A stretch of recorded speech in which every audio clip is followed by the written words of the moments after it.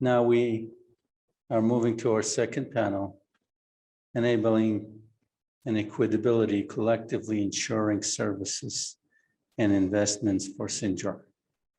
It's the title of the second panel. And our moderator, Shubhan Smokjoki. We start with Shubhan, Deputy Chief of Mission, International Organization for Migration. Shubhan Smoky is IOM's acting Deputy Chief of Mission in Iraq based on Erbil. Shubhan has spent the past decade working in humanitarian and stabilization issues in the Middle East and North Africa, supporting the responsive to crisis in Egypt, Libya, Tunisia, Yemen, Lebanon, Syria, Jordan, Iraq, and Turkey. In her current capacity, Shubhan is deeply involved in recovery efforts in Sinjar, heading the new Culture Village project and overseeing an IOM programs to support the government of Iraq to implement the Yazidi survivors law. Shubhan has been one of the biggest supporters of the minorities in Iraq, and Yazda has the honor of partnering with Shubhan and the rest of her team in implementing some of our projects since 2018 and until this moment. Our next panelist, as we move to Rezan, we've already moved to Rezan, but I would like to read a few more words about her. Rezan Dalir Mustafa is a human rights activist and a member of the Iraqi parliament. She sits on the parliament's Women, Children, and Family Committee and is a member of Iraq Women Parliament Network. Rezan is also a member of Kurdistan Association for Lawyers.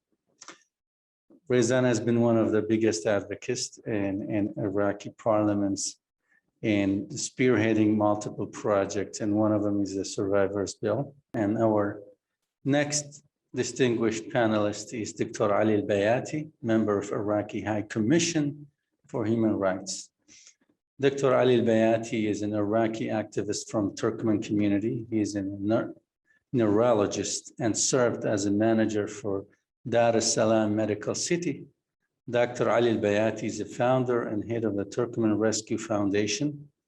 And in August of 2016, he was nominated by the US Senate Department International Religious Freedom Office as a hero of human rights. He has been a member of Iraqi High Commission for Human Rights since 2017. He is a spokesperson for the commission as well. He heads the National Committee on the Elimination of Discrimination, and he's a member of the Higher National Committee on Missing Persons. Dr. Ali Bayati has been a good friend of the Yazidi community, has been a good friend of Yazda organization, a very cooperative member who at time to time catch up with the organization.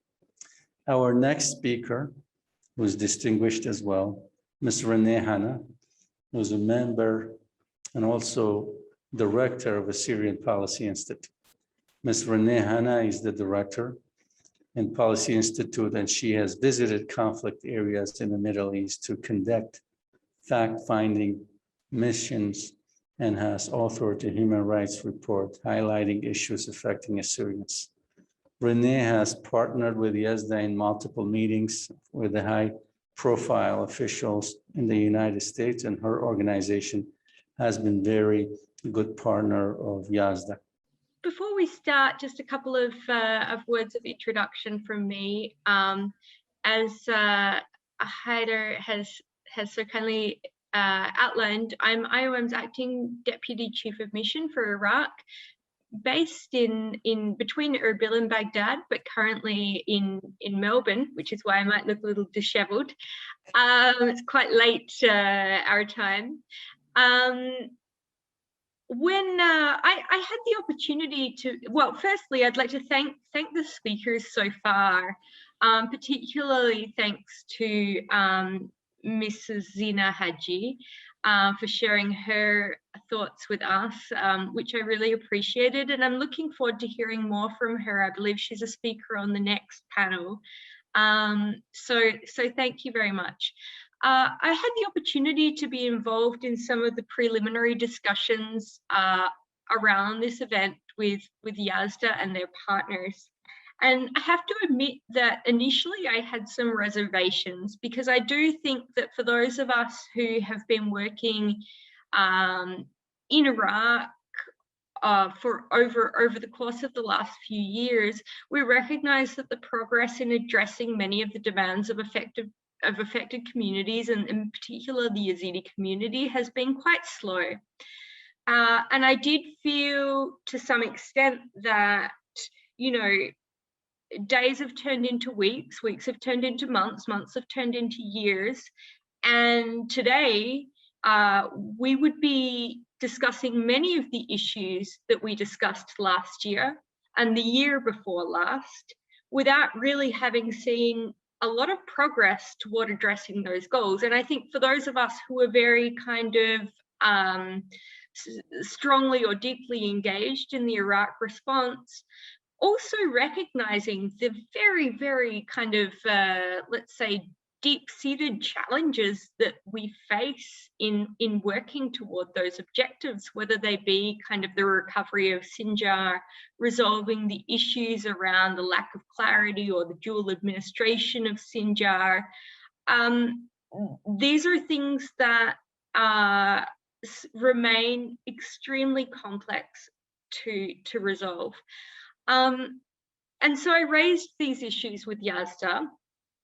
And in the course of raising these issues, Yazda and their partners confirmed to me that while this may be the case, this event is actually of quite significant, or quite a lot of significance and quite a high level of importance to the Yazidi community.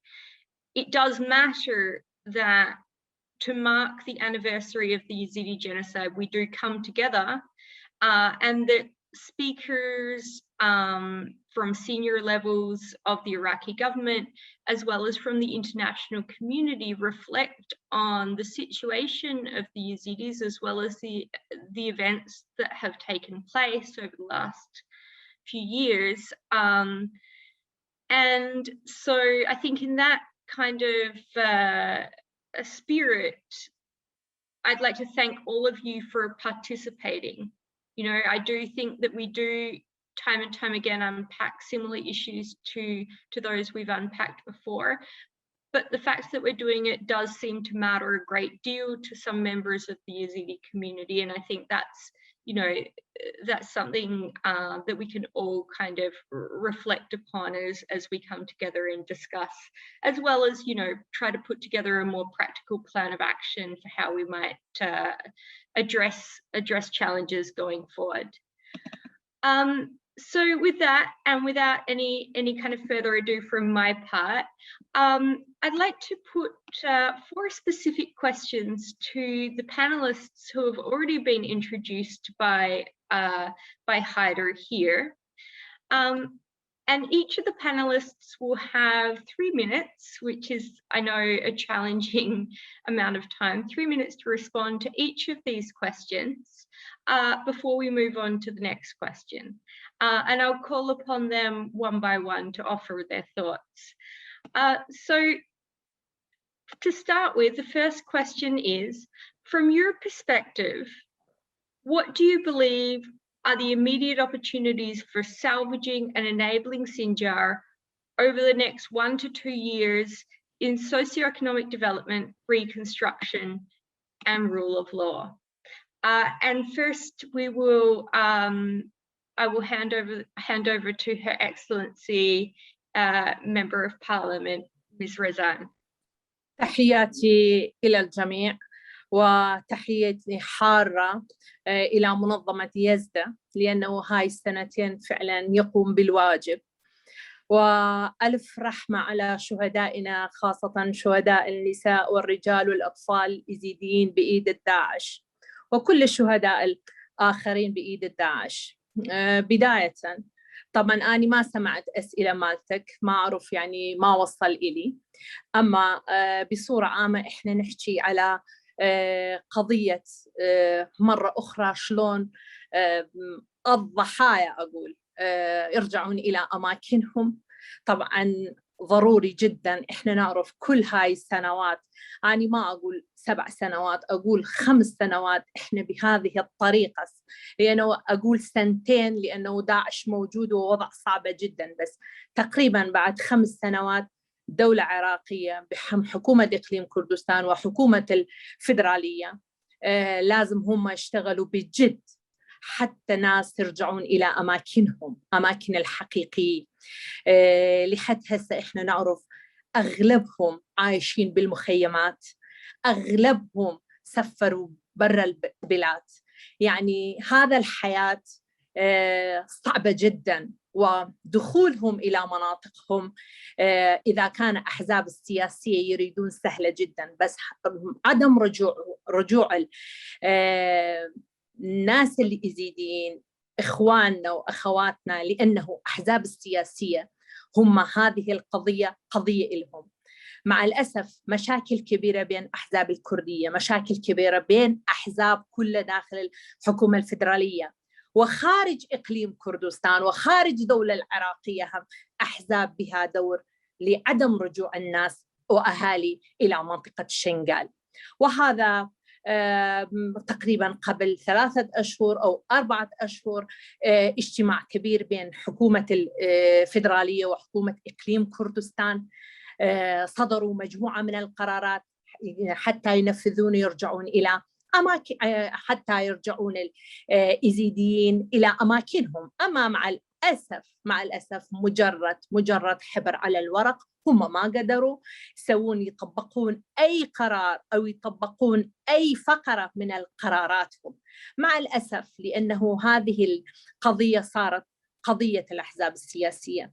مع الأسف إحنا هسه نحكي شلون هذه القضية وهذه الجريمة كبيرة نسميها برا العراق كجريمة جينوسايد، شلون يوصل هذه الجريمة إلى محكمة دولية. أما داخل العراق اللي حد هسه إحنا ما عندنا أي خطوة حقيقية. أنا تمنيت يوم الأول سمعت حتى أسمع رئيس الوزراء شنو دوره كل هاي السنوات، يعني هاي سنة كاملة، على أساس سنة لازم خلال هاي الأيام الماضية هم بطريقة جدية يعملون حتى مخيمات بعد كلهم يرجعون إلى منطقتهم.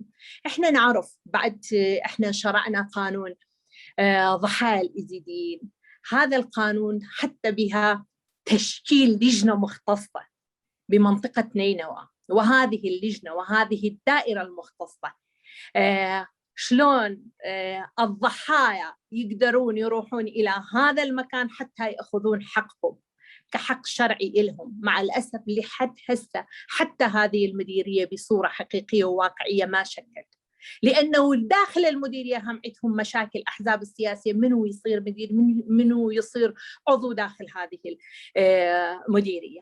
مع الأسف يعني تأثير الأحزاب تأثير كبيرة. إحنا دائما كنحكي بالكلام نعاني من هذه القضية، أما على أرض الواقع قليلة جدا جدا كلامنا على وتطبيق الحقيقي. لهذا يعني الشيء الوحيد كباقي بهذه الوقت إحنا نعتمد عليه UN كبها دور كبير إذا كان هم يريدون فعلا مرة أخرى، حتى هم يريدون أو ما يريدون، وتحالف الدولي وسفارات كلها موجودة داخل بلدنا، مو مجرد كلام. إحنا نعرف بس عندهم دور كبير حتى شلون هذا المكان مرة أخرى بها حياة إنسان يعيش حتى شو وقت، يعني هاي 7 سنوات هم بالمخيمات، حتى شو وقت يعني 10 سنوات الأخرى يبقون أكو أمل يرجعون إلى مناطقهم. مع الأسف يعني بهذه الطريقة إذا كان يمشي، وبهذا الوقت حسك إحنا موجودين ماكو أي مبادرة حقيقية لرجوع الناس، لرجوع أهالي شنغال إلى مناطقهم، لأنه هذا الظروف السياسية مع الأسف هسه الدولة التركية بها تأثير على عدم رجوع الناس إلى مناطقهم. يعني الدولة مجاورة هسه صارت صاحب الأماكن بدولتنا، قصف مناطقنا. يعني هذه الظروف الصعبة قلنا التحالف الدولي ساعدنا حتى داعش تطلع من بلدنا، بس هسه بعدها احنا هم محتاجين، لأنه داعش طلع من بلدنا، بس أفكار الداعشية اللي حد هسه موجود داخل دولتنا من قبل الأحزاب السياسية، من قبل السلطة السياسية، كلهم يواجهون يومياً ضد هذه الفئة، هذه المكون، حتى ما يرجعون إلى مناطقهم ويعيشون بمناطقهم بأمان. لأنه إذا كان الناس تعيش بالمخيم بهذه الظروف الصعبة ما يقدر يعيش بمناطقها إذا كان بها سلام، بس سلام يرجع يعني بهذه المنطقة بها سلام. والله العظيم إحنا نعرف هم يتحملون الجوع بدون كهرباء وكل شيء، لأنه هم هسه تحملوا كل هذه الظروف الصعبة. كلنا نحكي نقول إحنا لازم مرة أخرى نرجع البنات إلى حياة الاعتيادية بعد كل هاي الظروف الصعبة. هم شافوا أطفالهم، لأنه هواية أطفال بإيد الداعش مع الأسف لحد هسه ما عندهم أي هوية وأي جنسية. يعني كل هاي عرقلة قانونية موجودة، عرقلة مع كل إحنا نعرف إذا فعلا هذه الجرائم ما بها تسمية واقعية وحقيقية داخل الدولة، شلون إحنا نحكي نقول والله إحنا نريد هذه الجريمة، إحنا اعترفنا داخل مجلس النواب كجريمة جينوسايد؟ بأي طريقة؟ إحنا فقط بالكلام محتاجين جريمة جينوسايد محتاجة إلى محكمة خاصة، محكمة مختصة داخل دولة عراقية لجمع الأدلة لجرائم الداعش، حتى هم يحاكمون. حتى إذا كان هسه مرأة يزيدية روح إلى أي محكمة عراقية يشتكي على أي شيء يشتكي، مليون دعوة موجودة، حتى هي تحكي على الاغتصاب، على السب وشتم واتجار، كل هاي جرائم موجودة. فقط إنسان اعتيادي، شخص اعتيادي، وهم هلقى إذا كان يمر بمرحلة كبيرة جدا. شكرا دكتورة. بس ثواني حتى لازم يوصل هذه يعني إحنا نحكي دائما نحكي على إحنا نسوي هيك وهيك، بس لازم you have نقول an opportunity to add a little more. There will be 3 other questions, and you've already gone into a great deal of detail in response to the first question. So there will be a chance to add additional points in response. I would give the floor to our friend, Dr. Ali Al-Bayati.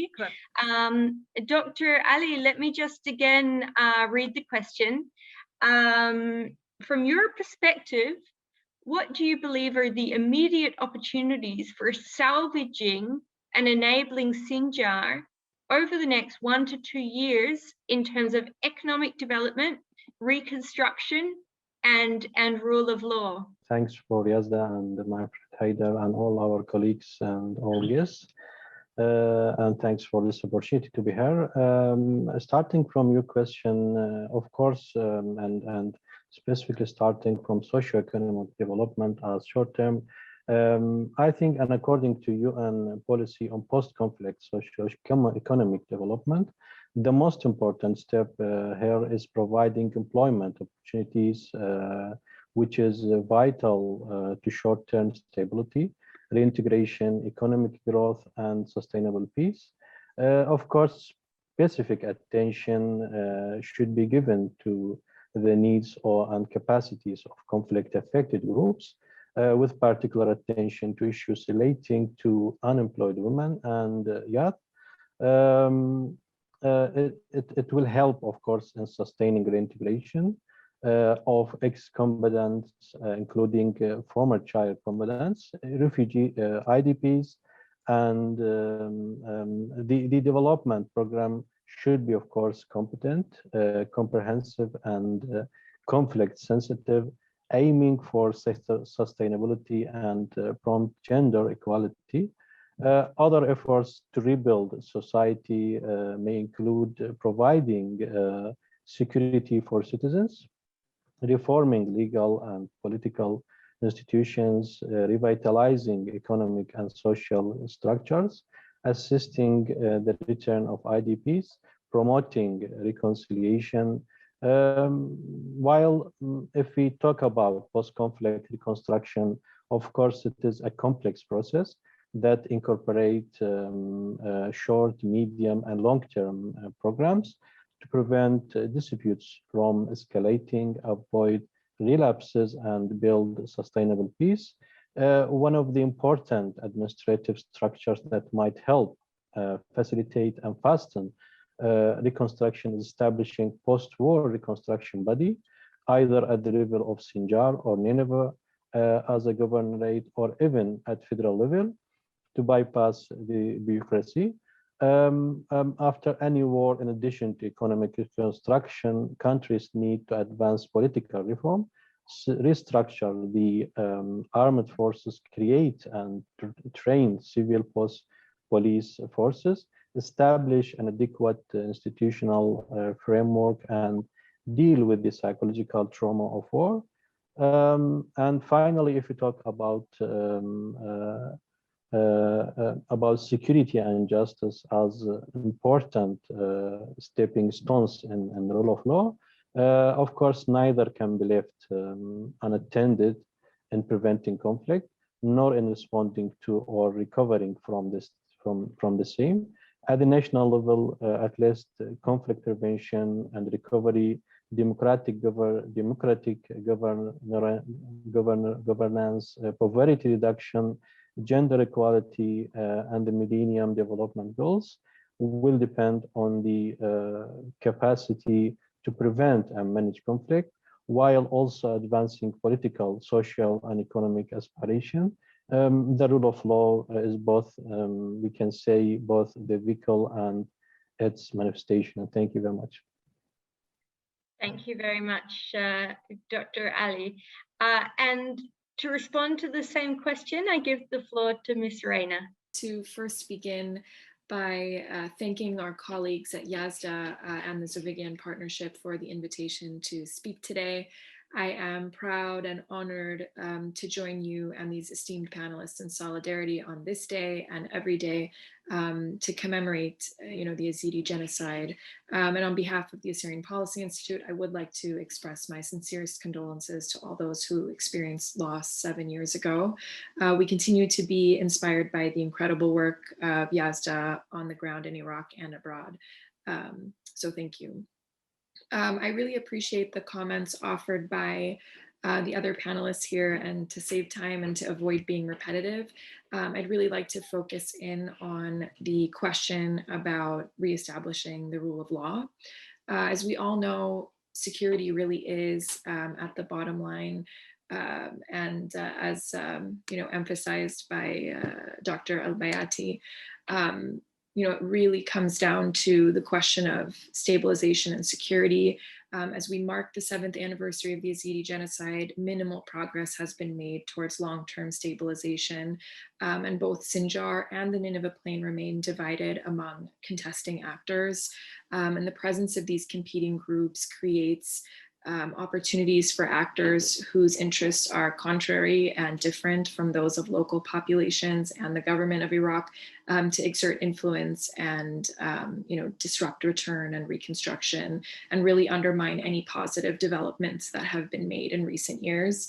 As you all know, prior to the emergence of ISIS, security in Sinjar and the Nineveh Plain was controlled by Peshmerga and other KRG affiliated forces, while falling under the administrative authority of the Iraqi government. This dynamic negatively affected the stability of the area and proved disastrous for the various communities caught in between, especially the Yazidis. And unfortunately, when faced with the ISIS advance, the Peshmerga and other KRG forces preemptively withdrew without notifying local populations. Now, the events of 2014 led to increased feelings of Yazidis and other minorities need local forces that have connections to their communities due to the past experiences that they've had. Given their recent history, fear of future violence in these areas is widespread, and they lack, unfortunately, the necessary confidence in Iraqi and KRG forces. These concerns are often downplayed or ignored despite their seriousness and despite the fact that they continue to hinder redevelopment, return, and unfortunately the dangerous security status quo has been upheld. And so, as hundreds of millions of dollars have already been funneled into Sinjar, into the Nineveh Plain, key actors, including the government of Iraq and the US, have continually distanced themselves from the key political issues that, again, undermine any positive development that's already been made. And this approach only strengthens the status quo and represents a critical policy failure. So if Iraq and international partners like the US do not reassess this approach, the next decade could see the end of the presence of minorities in Iraq. Thank you. Thank you very much. In fact, between the three panelists, many aspects of the responses that have been given directly address my second question. And so what I will do is just ask whether any of the panelists would like to add anything in response to the question. From your perspectives, what do you believe are the long-term solutions that we already begin to plan for, that we need to already begin to plan for, design, and earmark investments and budget toward? Although, like I said, I think many of the, at this point, kind of 7 years on, we're not really talking about short-term solutions or quick wins anymore. We're really like looking at those issues that are long-term and intractable, like rule of law, and as Reina has very kind of articulately described, need to be addressed in a really kind of meaningful and sustainable manner. But still, what I will do is, if any of the panelists would like to add anything on long-term solutions that we may need to begin to advance immediately, I would welcome you to do that. Dr. Razan, would you like to add anything on that point? شيء ضروري فعلا. أول شيء ضروري على الدولة، لازم دولة عندها برنامج لإعادة إعمار منطقة سنجار مرة أخرى، لأنه إعمار إحنا داخل مجلس النواب بالموازنة عندنا فقرة لإعادة الإعمار، يعني هذه الموازنة موجودة، بس يحتاج إلى تطبيق على هذه المناطق، خاصة مناطق إحنا نعرف يعني بمنطقة نينوى، شنغال، هذه المناطق يحتاجون يعني. وهذه الخطوة مو خطوة سهلة، يعني حكومة مو بكل سهولة، لأنه مو بإيد الحكومة. أنا أكرر مرة أخرى، أحزاب السياسية مالكة هذه المناطق وعندهم قوة، هم يسيطرون على هذه المناطق. لازم بأي طريقة من قبل تحالف الدولي، المتحدة، لأنه ليش أنا أطلب من برا العراق؟ لأنه داخل العراق أي حزب يقول أنا صاحب الحق بهذه المنطقة، هذه صاحب الحق ناس وأهالينا متضررين، هذه المكونات متضررة بهذه المناطق، لأنه بالآخر هم يريدون يعيشون، وشلون يقدر يعيشون. والشيء مهم جدا، المرأة الإيزيدية متضررة أولاً بهذه الحادثة، أقول بهذه المجزرة. مرأة متضررة، يعني مرأة مغتصبة، مرأة رجع إلى أهاليها، يعني شافت كل الآهات والظلم. لازم عندهم دور الحقيقي لإعادة إعمار بهذه المناطق، هم عندهم دور قيادي. يعني إذا كان باكر هذه المنطقة بها أي أماكن يرجع مديريات، إدارات المنطقة، لازم مرأة بها دور كبير. منو بها تأثير على شلون يعني إعادة الأعمار المناطق؟ لازم مو كله بعقل الذكورية، عقل النسوية هم لازم موجود. يعني ككل لازم برنامجنا مرة أخرى لإعادة الأعمار.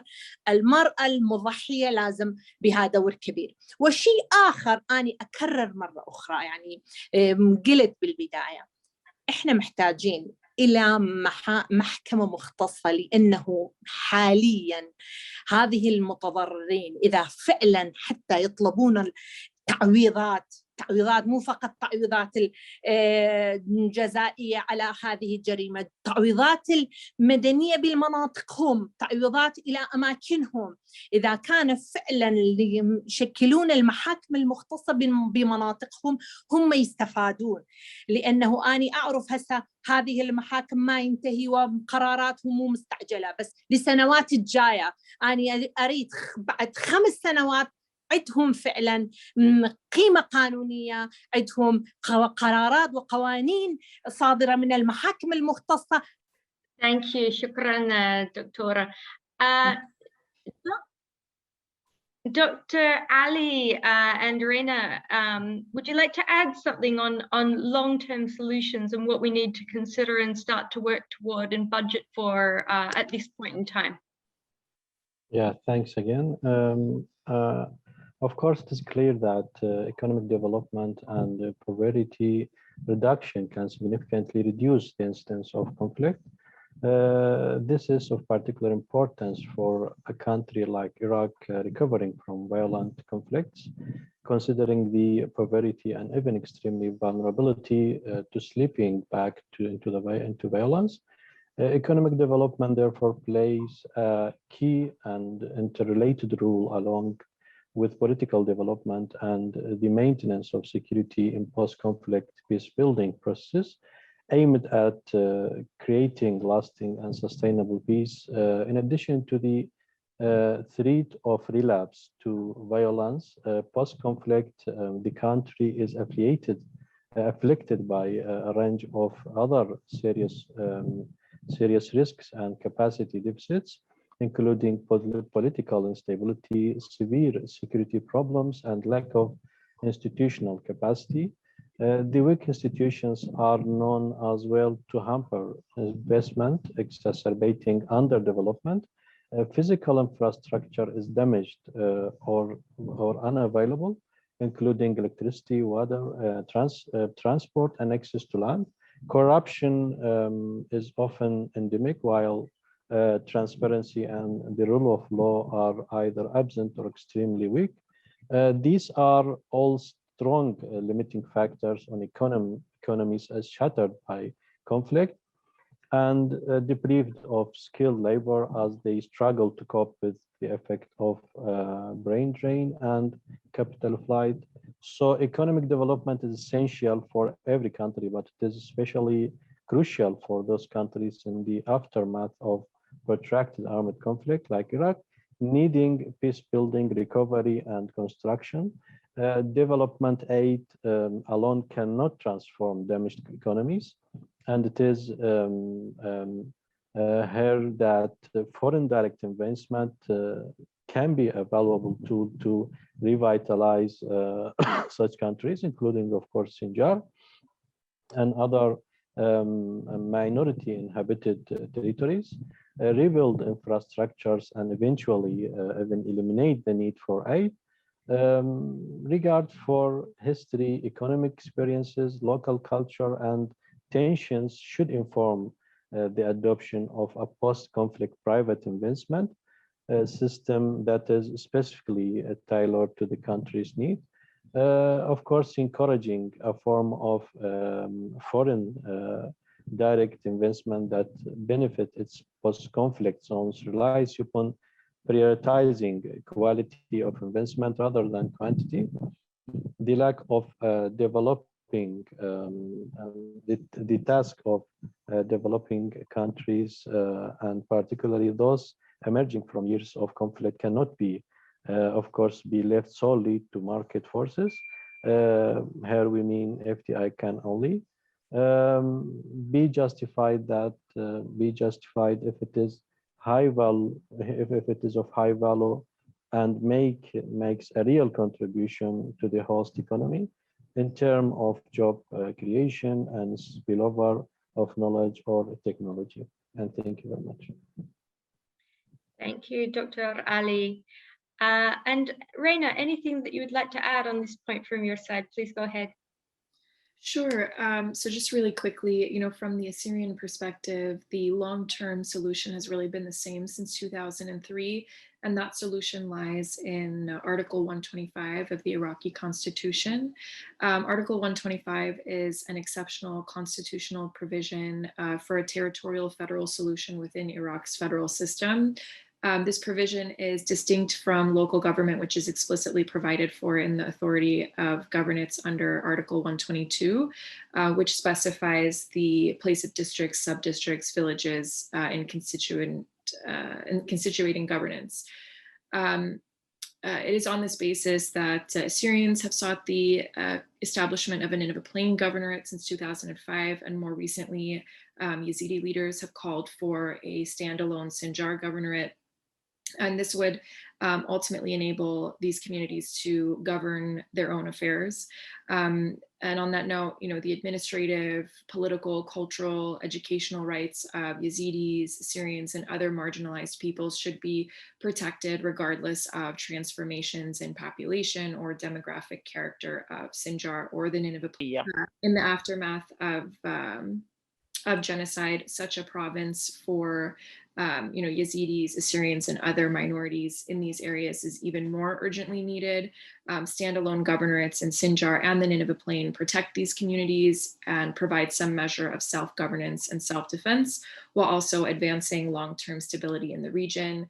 And lastly, I'd just like to conclude by really emphasizing that the designation of Sinjar and the Nineveh Plain as disputed territory is contrary to the interests of Yazidis, Syrians, Shebeks, and other marginalized groups in the region. And after everything these peoples have been through, the territorial contestation over these areas needs to end, and a long-term solution starts by elevating these areas above the Baghdad-Erbil dispute. I know we're short for time, so I'll leave it there. Thanks very much, Irena. And in fact, you again led very nicely into the next question, which is one that's quite, I think quite important to all of this, and maybe one of the greatest challenges and opportunities that we have right now. And so let me open up to the three panelists with the question: how can we guarantee the deep participation and authentic self-determination of all affected minority groups in the key decisions and action plans for a sustainable Sinjar? And perhaps I can add here, other areas that are kind of the ancestral homelands of minority groups. And to start with, let me hand the floor to Ms. Razan. مكونات، أنا ما أقول أقليات، أنا أقول مكونات، لأنه أساساً مكون أحسن مصطلح لهم. كل المكونات كموجودة بمنطقة السنجار لازم عندهم قوة حقيقية وواقعية، يبتعدون عن أي أحزاب السياسة، أي برنامج أحزاب السياسية. أي شخص عنده حق منتمي إلى أي حزب سياسي، بس بالآخر انتماء الأول إلى إنسانية وإلى مكونهم. فعلاً شنو الضروري للمكونات بإيد واحدة؟ شي يسوون حتى يقدرون يرجعون إلى أماكنهم؟ فعلاً إذا كان هم يوحدون يطلعون من إيد الأحزاب السياسية، يقدرون يرجعون إلى أماكنهم. هاي الشيء الوحيد، يعني مع كل أسف واحترامي أنا أقول، لأنه هذه الظروف الصعبة داخل بلدنا، أي شخص أو أي مكون يحتاج إلى عنده قوة، وهذه القوة أكيد من قبل الأحزاب السياسية، وأحزاب السياسية يستغلونهم. مو بس هم يستغلون هذه المكونات، يستغلون مكونات الأخرى.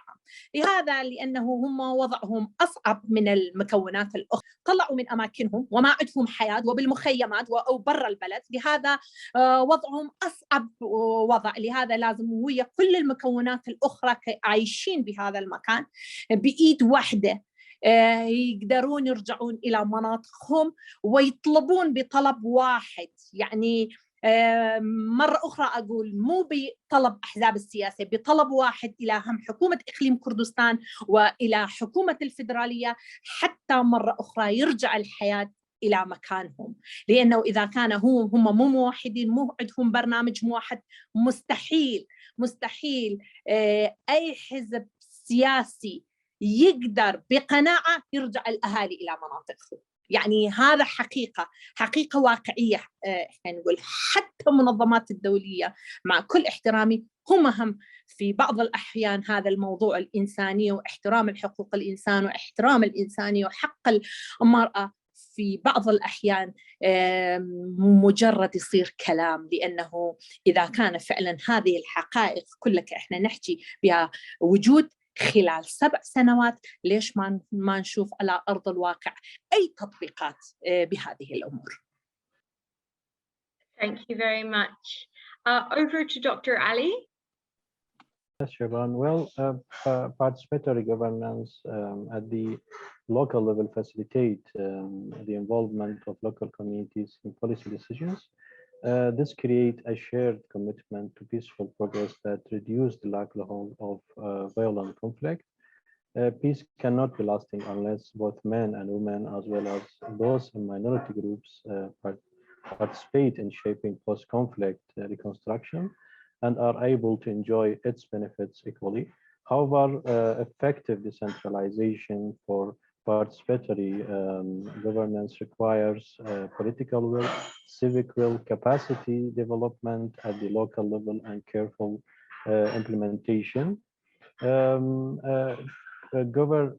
Governments in post-conflict settings needs to adopt strategies to promote institutionalized collaboration among state and non-state actors in identifying, analyzing, and addressing the root causes of conflict. Experiences from around the world point to the importance of engaging civil society to ensure that actions are responsive to people's actual needs. One key strategy is decentralization, which allows for shared exercise of power and facilitate the involvement of local communities in policy decisions about their own development. However, if decentralization is implemented without proper planning and accountability mechanism, like a case of Iraq, of course, decentralization can reallocate power and resources in a way that leads to power struggles and renewed conflict again. If it does not empower citizens to participate in decision-making processes so as to ensure that policies are citizen-centric, responsive, and sustainable, then decentralization is not effective. How the process is managed has a great impact on its effectiveness as a tool for participation. The engagement of stakeholders in intergroup negotiation reduces the propensity for conflict and social, political, and economic stability. Barriers to women's participation include traditional notions about gender roles, women caregiving burdens, and their inexperience in leadership positions. Successful decentralization depends on political will, civic will, and capacity development at the local level. It requires, of course, careful implementation to ensure appropriate power sharing arrangements and allocation of resources. Decentralization strategies need to be tailored to the specific circumstances of every country, especially in the case of states recovering from conflict. Women's participation can be increased by enacting reforms to end gender discrimination, setting quotas for female representation in government, and undertaking capacity development to strengthen women's leadership skills. Peace cannot be lasting unless minority groups are engaged in post-conflict governance, especially when ethnic or religious divisions were a root cause of the conflict or contributing factor. It is important to take concrete steps such as constitutional legal reforms or the creation of special mechanism to protect minority rights and engage minority groups in participatory decision-making. It is important, finally, to foster dialogue and reconciliation among antagonist groups, building a shared national identity that override ethnic or religious ties. And thank you. Thank you so much, Dr. Ali. And I appreciate that your reflections included not only kind of some of the ways that we can encourage participation of affected populations in decision making, but also, you know, how we look at those, let's say, elements of the population who are particularly difficult to engage in decision making processes, like women. I think one of the things that was really marked, at least from my perspective, following the signature of the Sinjar agreement, was that, you know, there was a lot of kind of let's say there were a lot of statements coming out of the Yazidi community about the agreement, and a strong effort to engage with the Iraqi government to ensure participation of the Yazidi community in the discussion going forward, which is great. But that discussion was really so dominated by male voices, and women were really more or less kind of absent and have remained absent from the discussion. So that's a major challenge, and I think something that, you know, we as the international community need to be particularly cognizant of as well. Reina, over to you. I do want to echo Dr. Bayati's comments as well, which I think you sort of emphasized very well. I'd like to add, however, that it is important to really, fully understand and appreciate the dynamics and the context on the ground. That really starts, or authentic, political participation from these minorities starts by rejecting strategies of political manipulation that target minority communities and use tactics through what's called a patronage system. So government actors, NGOs, and other institutions working on the ground should, be diligent about working with legitimate representatives and civil society actors that truly represent these communities, rather than groups that serve as proxies for majority groups.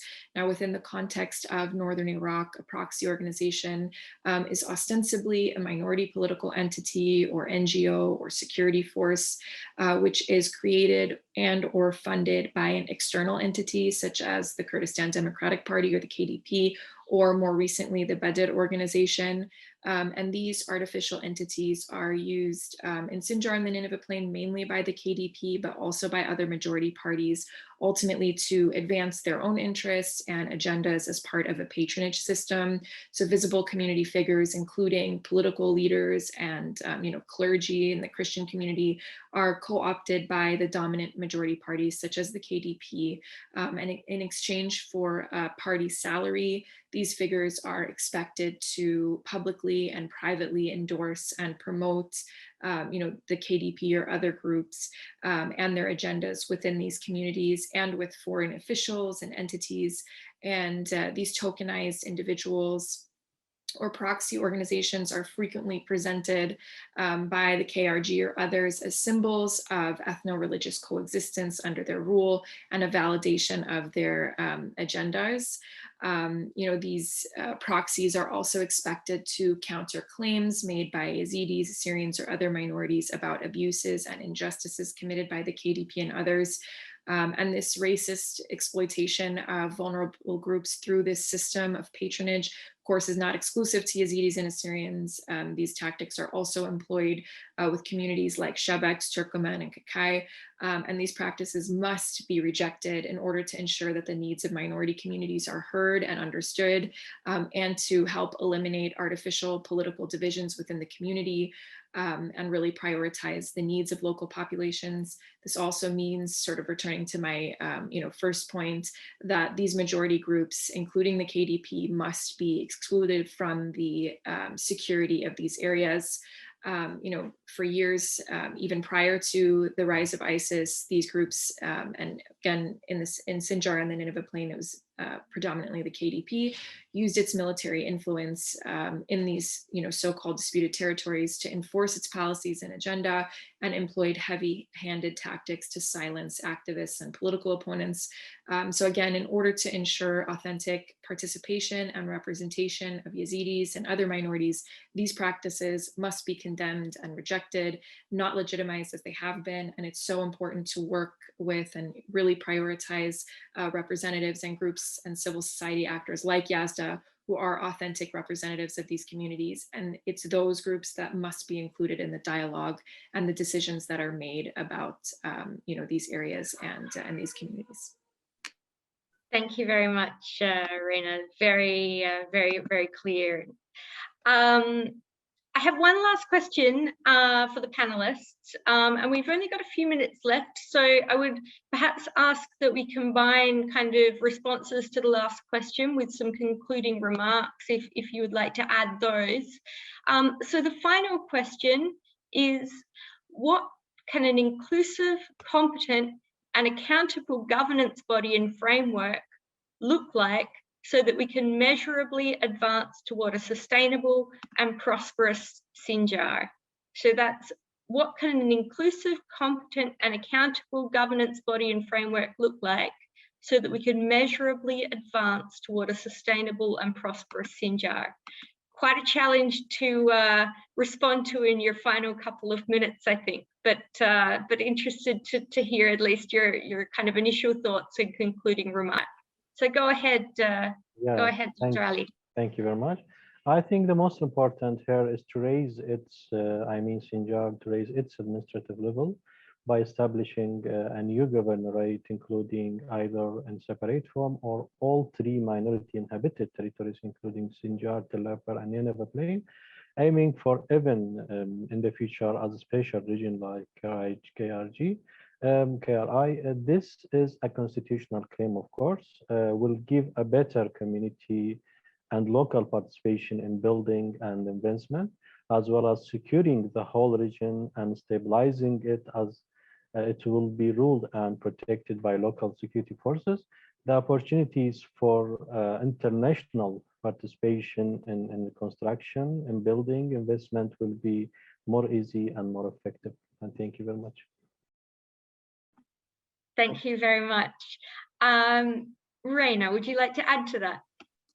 Sure. I just want to say again that the status quo approach to Sinjar and the Nineveh Plain has really resulted in disastrous consequences for Yazidis, Assyrians, and other ethnic and religious minorities, as reflected in the decimation of their populations.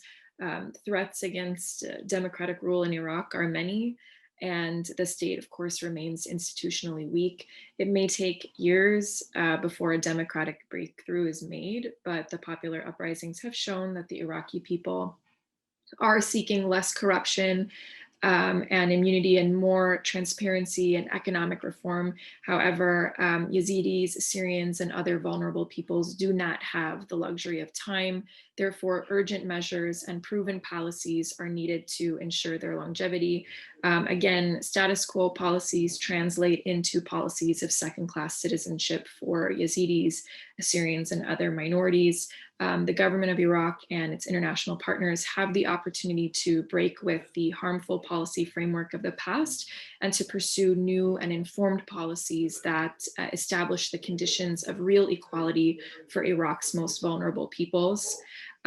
These communities must receive assistance in developing sustainable, functional, and democratic forms of local administration and security within the framework of the united federal Iraqi state in order to preserve their continuity in their homeland. I'll leave it there. I just want to thank you, for the wonderful job moderating today. And again, thank you to Yazda and the Zavigian Partnership for the invitation.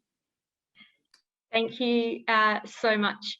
And before we close, I'll just circle back and see if Miss Razan, have you managed to read? Okay, great. نعم. طبعا شكرا جزيلا. أكيد يعني أنا أكرر إذا كان فعلا حكومات محلية وحكومة عراقية أو حكومة الفدرالية جادين لتطبيق هذه البرنامج وهذه الاتفاقية كموجودة، هم يطبقون أكيد يعني حكومات جادة يقدرون يستطيعون ينفذون هذه الخطوات، وهذه الخطوات أكيد لصالح المجتمع الإيزيدي ولصالح المنطقة، وكل مكونات يقدرون يعيشون بالسلام داخل مناطقهم. أول وآخر شيء إحنا لازم نحكي ونتكرر الأمن والسلام بالمنطقة ضروري جدا. تدخلات الأحزاب السياسية من أي حزب كردي عربي خارجي أو داخلي لازم يبتعدون تدخلاتهم، ومكونات كلهم بإيد واحدة يقدرون يساعدون البعض. وإحنا كنواب كمنظمات المجتمع المدني لازم ونشأ أفكار الإيزيديين ومكونات الأخرى لازم يطبق بمناطقهم، مو أشياء غير الإيزيديين عندهم برنامج حتى ينفذون بمناطقهم. بالآخر أنا أشكرك جدا جدا. أتمنى سنة جاية بهذا الوقت إحنا بهذا اليوم نقول الحمد لله العراق، دولة العراق ينضم إلى محكمة دولية، وهسه أوراقنا وأوراق الجنائية موجودة بهذه المحكمة. حتى هذه الجريمة الإبادة البشرية إبادة ضد مكونات وخاصة مكون الإيزيدي على كل العالم يحجون ويتكلمون ويطبقون على أرض الواقع. And just to wrap up, we are more or less on time, so I appreciate the support of the panelists in sticking to the very tight time available to us. I hope, that at some point in the future, I will have the opportunity to sit down with each of you and discuss your views in more detail, because I certainly found it very energizing to, to listen to your kind of long-term vision for what may be solutions in northern Iraq. And I think that we're very lucky to have such powerful advocates who, despite all of the challenges you've encountered, still kind of continue to push for the solutions that are needed and continue to insist that second-rate solutions will not suffice. Because I think that's kind of really part of the trap that we're in. There does tend to be kind of a lot of, kind of finding a solution that's okay for now, but doesn't really address the situation in these areas in the longer term and build kind of a more safe, sustainable, prosperous and stable northern Iraq for the affected population. So thank you all very much. And with that, I'll hand back to Lynn and Haider. Thanks a lot. Thank you very much, panelists. I want to thank you, Reeza for attending. Thank you, Dr. Bayati. And thank you, Renee, for attending. And finally, thank you, Shoban, for moderating this panel. We really apologize that it's too late in Australia. We didn't know that, but we apologize for keeping you up. Thank you for participating, and we want to thank IOM as an essential partner with us, with Yazda, for many years now. We have very important projects for the Yazidi community together.